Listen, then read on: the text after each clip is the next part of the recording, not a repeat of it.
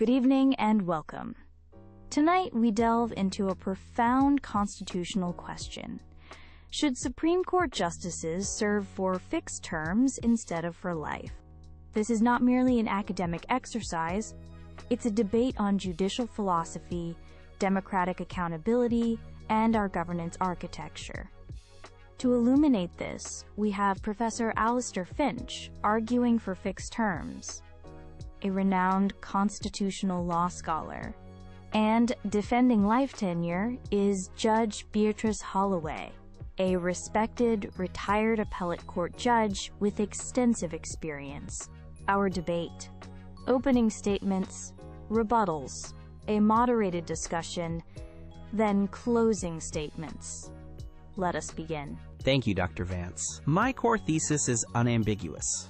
Instituting fixed terms for Supreme Court justices is an essential reform for a judiciary that is both genuinely independent and democratically legitimate in the 21st century.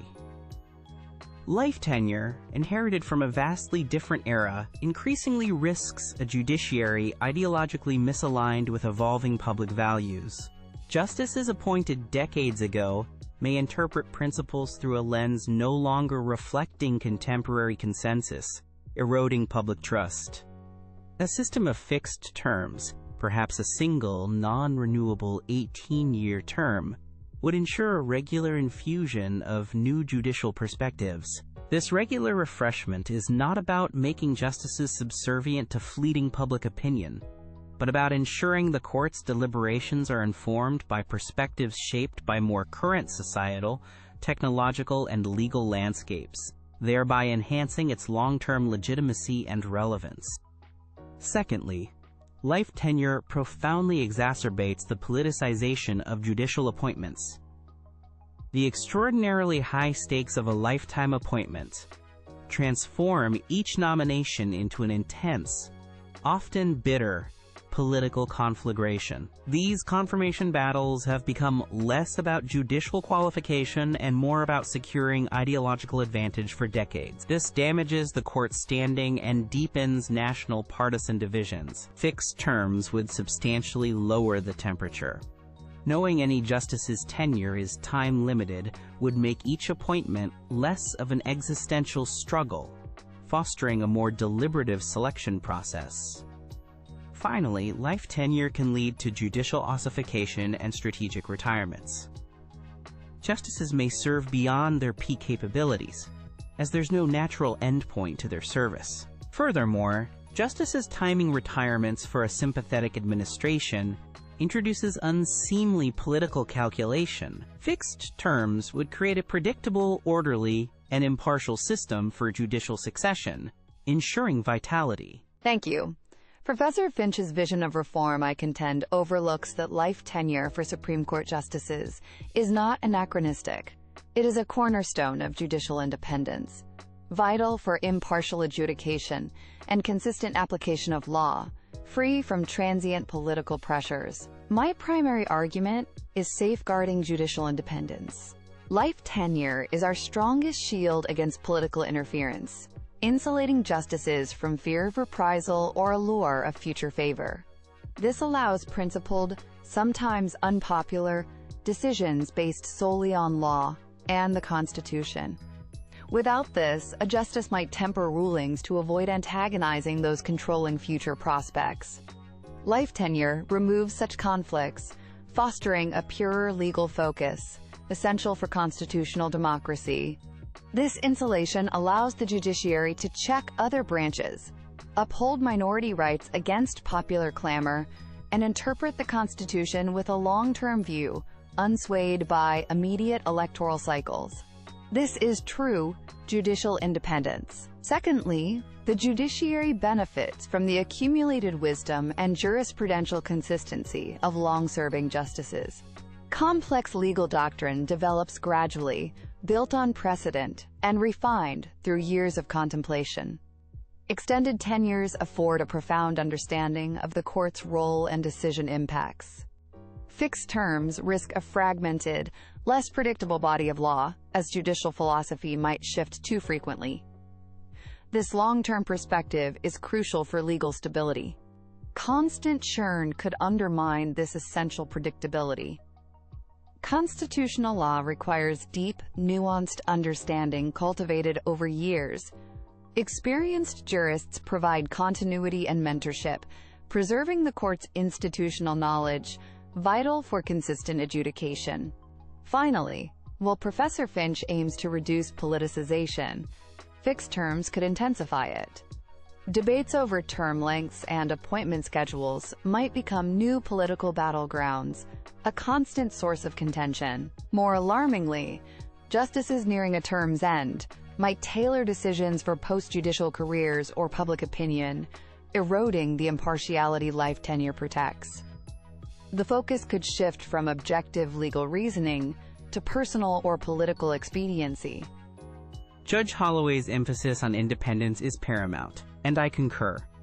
However, a carefully structured system of a single, long, non-renewable fixed term, such as 18 years, can effectively preserve this independence without the downsides of life tenure. This substantial tenure itself acts as a career capstone, diminishing incentives for justices to tailor decisions for post-term opportunities. The non-renewability is key to insulating them from political pressures tied to reappointment. Regarding consistency, while valuable, it shouldn't equate to stagnation. Life tenure can entrench outdated interpretations, making the court less responsive to profound societal shifts and evolving understandings of justice.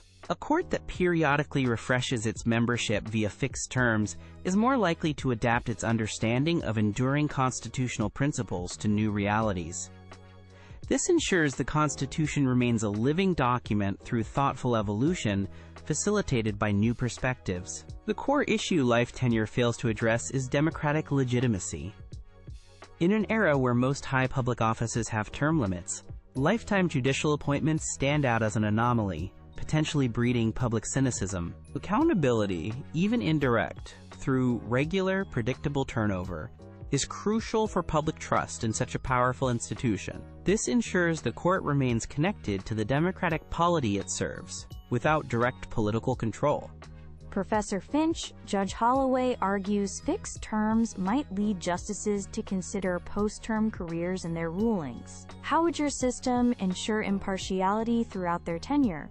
The primary safeguard, Dr. Vance, is a single, substantial, non-renewable term, say, 18 years.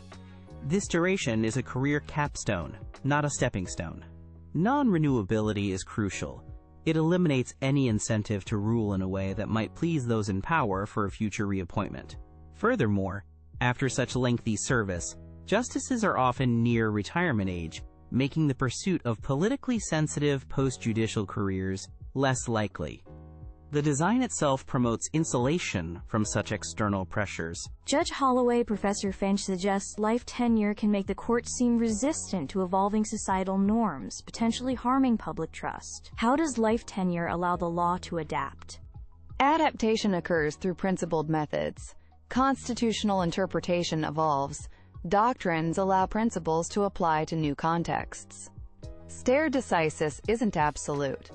Precedent can be overturned when truly necessary. Justices also evolve intellectually over their careers, engaging with new arguments and societal shifts. This ensures relevance through considered legal evolution, not reactivity to passing trends, maintaining stability. A brief final thought from each. How does your preferred model best ensure the Supreme Court's long-term stability and legitimacy? Fixed terms ensure regular renewal, aligning the court more closely with the nation's evolving understanding of justice, thereby bolstering its legitimacy and long-term public confidence, vital for stability. Life tenure provides unparalleled independence and consistency, the true bedrock of the court's stability and its legitimate authority as an impartial arbiter of the Constitution, distinct from political tides. In closing, the call for fixed terms is not an attack on judicial independence, but a forward-looking proposal to strengthen the court. It aims to enhance its capacity to meet future challenges effectively. Fixed terms promote democratic legitimacy by ensuring the court's composition periodically reflects societal shifts, without making it overtly political. This regular renewal, achieved through a predictable cycle, infuses judicial deliberation with perspectives shaped by contemporary legal and societal understanding, guarding against the entrenchment of views that, over decades, may no longer fully serve the cause of justice or align with constitutional evolution. Furthermore, such a system promises to reduce the sheer acrimony and political brinkmanship that currently characterize lifetime appointments. By making each vacancy less of an ultimate, decade-spanning political prize, we can foster a more dignified and qualifications-focused nomination process, benefiting both the court and public discourse. The reform I advocate seeks a balance between judicial independence and democratic accountability, appropriate for a modern state. It's about ensuring the court's continued vitality and connection to the populace.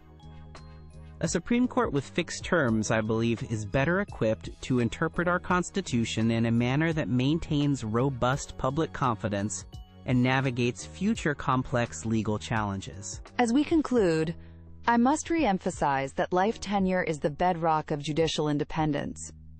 This independence is paramount for impartial, courageous decision-making, free from political pressure or personal ambition regarding future roles. Life tenure provides stability and consistency in law, allowing society to function with predictability. It fosters a judiciary that accumulates profound wisdom and a long-term perspective, essential for interpreting constitutional principles through fluctuating eras. Be deeply cautious about the unintended consequences of fixed terms.